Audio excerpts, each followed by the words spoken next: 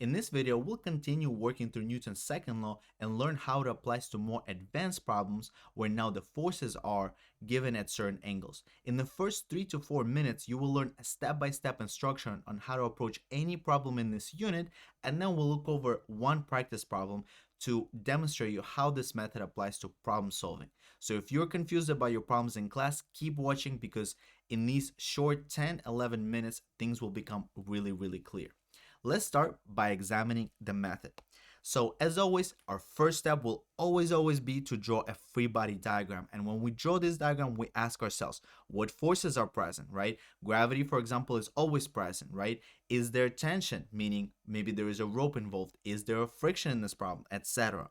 What direction are these forces, right? So gravity, for example, is always down. Tension is pointed along wherever the rope is, etc. And finally, so the difference between the previous problems and these ones are that now we have forces at an angle. And if we have these forces at an angle, we'll always find their x and y components and redraw the diagram with just the components present. If this doesn't make sense yet, keep watching because I'll demonstrate this step in this next problem that is coming up. And finally, choose the coordinate system, but typically to the right we mean positive, and up is positive, and left and down is negative. So the second step is applying Newton's second law in both horizontal and vertical direction. So we simply write out all our forces in the x direction, all our forces in the y direction, right? And then we either set it equal to ma, right, if there's acceleration, or 0 if there's no acceleration, right? Typically one of them will be 0 and another one will be ma, depending on the problem, right? Or the other way. Or both of them could be 0, but very rarely the object will be accelerating both in the x and the y direction. Finally, once you have your two equations in the x and the y set up, typically if there's a friction, we'll plug in the formula for the friction, which is mu times n. You don't have to remember it. You can reference your equation sheet. Just remember that there is a formula for friction, and you'll plug in all the known values and just solve these two equations, right? So if you don't know how to approach some problem, right? If you're kind of confused, okay, where do I start? Just follow these steps and I promise it will bring you to the right answer, right? Now, let's see how this method applies on one of these problems that could appear on your test or on your exam. Now, in this example, we have a towing rope, right? Of basically somebody's towing a car, a 2,000 kilogram car, at a constant speed. So when I read constant speed, I essentially right away thinking that, okay, acceleration is 0, right? This is one of those keywords that you should be able to recognize right away in the problem. The rope is angled at 20 degrees relative to the horizontal. Okay, so we have a 20-degree angle. Given that the coefficient of friction between the car and the road is 0.25, determine the tension required to maintain this motion. So we're looking for tension. Of course, I will start by drawing a free body diagram. So physicists are very creative. So our car is just going to be represented by a box, basically just like everything else in physics. So what forces do we have present? Well, there is a rope and we have to calculate the tension. So of course there is tension. And that says that it's at 20 degrees to the horizontal. What are other forces? There's always gravity, guys, pointed down. So there's mg pointed down. And since it's at the surface of the road, right, there is the normal force that will be pointed up, right, at 90 degrees to the surface. So strictly going up. And since they give us the coefficient of friction, there's also the friction that will be pointed to the left. So now with this additional step, right, now as you see, the tension is going to be at an angle. So what we have to do is we have to break down this tension in the x and the y components. And we do it by essentially drawing a right triangle where the tension is the hypotenuse and the two sides will be tx, so that's the horizontal component, and ty, so that's the vertical component right here. So let's remember our SOHCAHTOA, right? Sine is the opposite side ty over the hypotenuse. So sine of 20 degrees is going to be equal to ty over t. If we multiply both sides by t, we'll have t is equal to, or sorry, ty is equal to t times sine 20. Similar trick we can do with the adjacent side right here, tx, right? Cosine of 20 degrees will be equal to adjacent side, which we call Tx, over the hypotenuse, which is T. If we multiply both sides by T, we'll see that Tx is equal to T cosine 20 degrees. Now, it's not a necessary step, but I still like to redraw this diagram by just including the components. So let me just do that. So what I mean by that is that instead of this tension right here, right, I will include a line to the right because the x component right of tension is to the right, and the x component we said was T cosine of 20,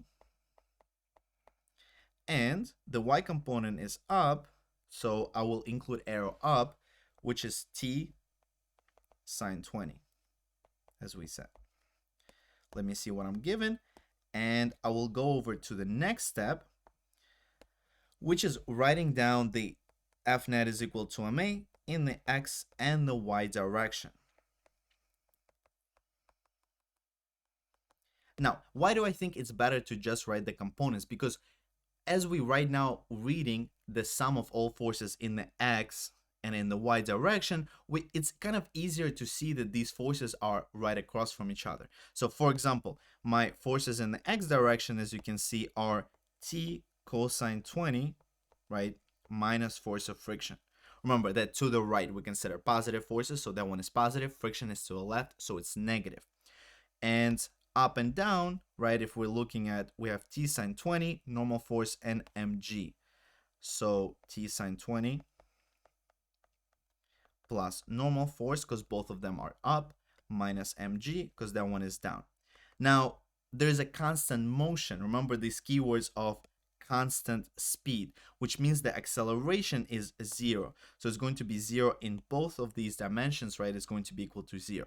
So this right here is essentially 85% of the problem. And these are the same steps. You'll always be setting up this equation in the x and the y direction, as well as drawing the free body diagram. Another very common thing that we do is plugging in for the force of friction. So force of friction is mu times n, right? And the normal force we will get from this equation right here.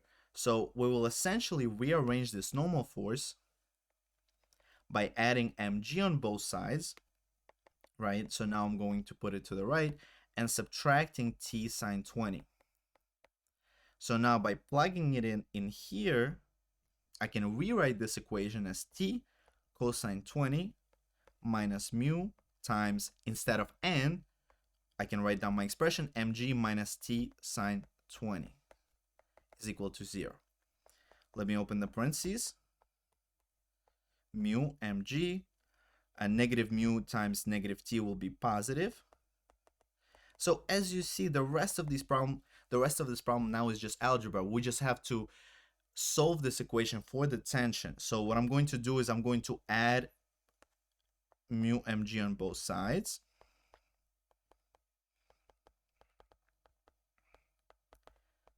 And if all of these letters are giving you a lot of stress, what you can do is you can plug in the numbers. So you can plug in for everything except T here and just solve it in terms of T, right? So that one might be easier. However, I do advise to get used to seeing the variables, because most of us physicists love our variables. So I will factor out T from here. So it'll be cosine of 20 plus mu sine 20 is equal to mu mg. And then I will divide both sides by this parenthesis right here. Right, so I will just take this parenthesis and I will divide by it on both sides in order to rearrange for the tension. So all that is left is just plug in all of my numbers over here. So mu was 0.25, the mass was 2000 kilograms, G is 9.8, cosine 20 plus 0.25 times sine of 20. And once I plug this into a calculator, I have my final answer for tension, which is 4,779.6 newtons, right? Don't forget the units. And here we have the final answer. In the next video, we'll go over the most common example in physics that appears on all of the tests and all of the exams, the inclined plane example. So keep practicing and keep watching these videos on your way to an A. Thank you.